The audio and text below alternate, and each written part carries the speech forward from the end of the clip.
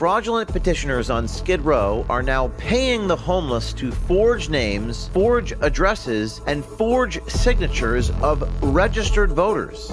Spencer Pratt, who held on to second place all week last week, has now dropped to third. And Nithya Raman, a progressive who used to work and support Karen Bass, has now moved into slot number 2. Pratt trails Raman now by about 3,000 votes as it stands right now on this Monday. Good afternoon, beautiful people, and happy Wednesday. So I think it is safe to say that a lot of people in Los Angeles woke up this week scratching their heads because on election night, it looked like Spencer Pratt was headed to the runoff election against Karen Bass. Then days later, the votes kept coming in, the numbers kept changing, and suddenly Nithya Raman surged past Spencer Pratt and secured the second spot in the November runoff against Mayor Karen Bass. And I am just going to cut to the chase. I think this is a clear example of voter fraud, because how does California continue to have these dramatic vote swings days after the election? It's interesting, isn't it? Welcome to Nellie Miranda.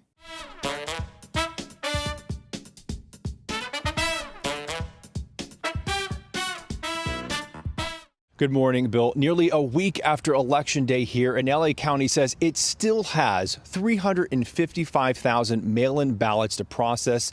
They will be counted in this massive facility behind me. Now, yesterday's ballot dump pushed Councilwoman Nithya Raman past Spencer Pratt by about 3,000 votes into that critical second place spot.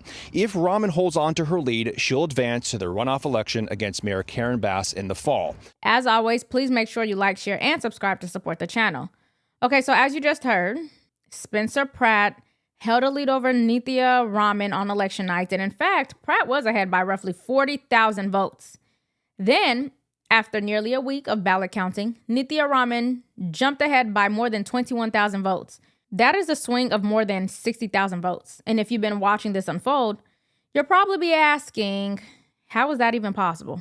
Now, before the ballot dump yesterday, Spencer Pratt posted in part writing, "We've got all the way till July 6th to keep counting. They're not the only ones who know where to find votes." Now, moments after the new numbers came in, Mayor Karen Bass's campaign released a statement attacking Raman and labeling Raman her general election opponent, seemingly ruling out a Pratt comeback. A Bass spokesperson writing, "We look forward to winning a contest against an opponent who allows encampments near schools and fights against hiring more cops, yet is MIA on saving Hollywood jobs and fighting back when ICE invades LA." Well, election officials says there is nothing to see here. They claim that the answer to the surge is quite simple in the sense that California mails ballots to every registered voter. They say that ballots can arrive after Election Day if they're postmarked on time and signatures have to be verified. They insist that the process is secure. Fine. What they don't mention is the blatant voter fraud happening on Skid Row. Fraudulent petitioners on Skid Row are now paying the homeless to forge names, forge addresses, and forge signatures of registered voters. So do you want to sign? Okay. The first name. I'm Joseph Albright. Okay. The first name? Joseph Albright. What are you using? Teresa. No, I'm going to give you your address to write. Oh, okay. Follow directions? Okay, yeah. Robert. Quickly becoming a widespread scheme that can be found on almost every street corner in downtown Los Angeles. And that is just one example. We all remember the lady cheesing in her mugshot after being caught committing voter fraud.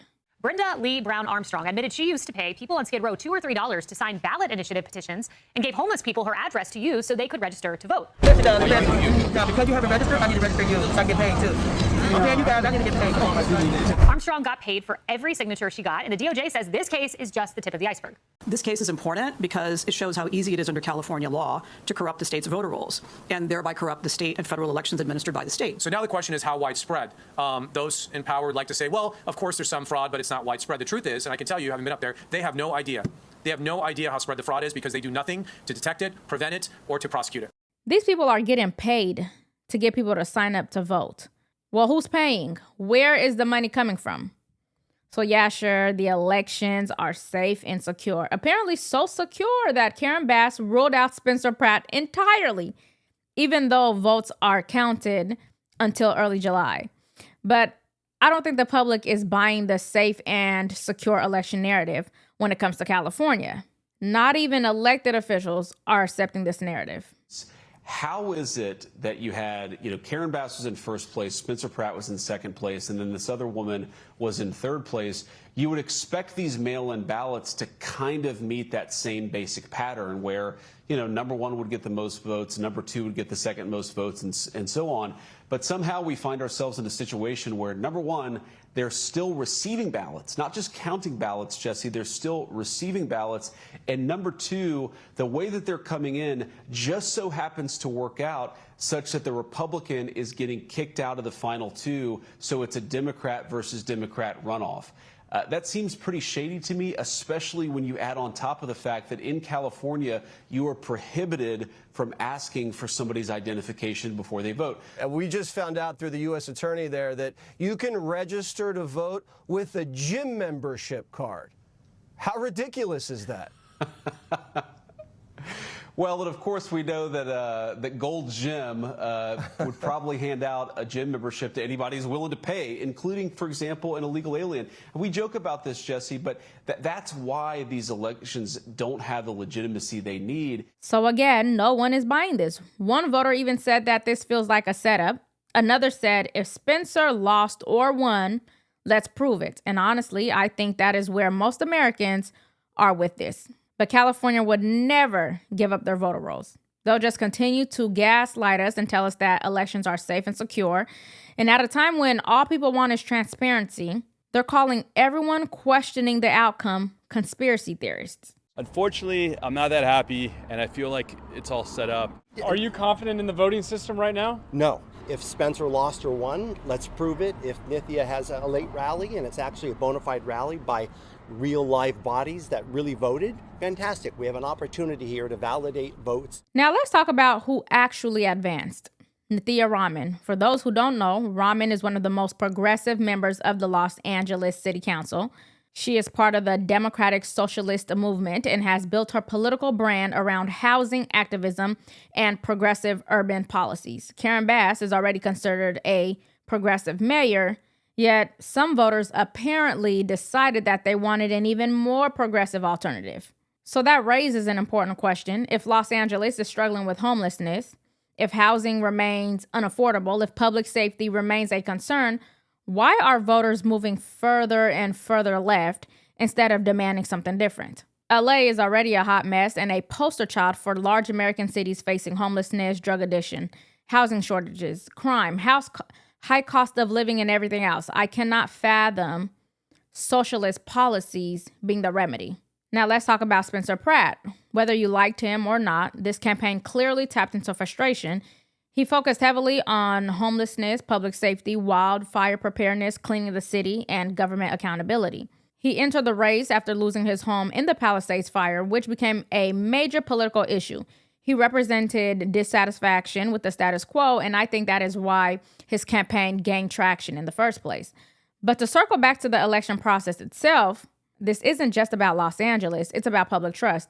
We should all be asking why one of the largest states in America consistently takes so long to produce final results. Public officials have to stop and think about why confidence in our elections are eroding. Those are fair questions because as of now, I have no confidence in our election process.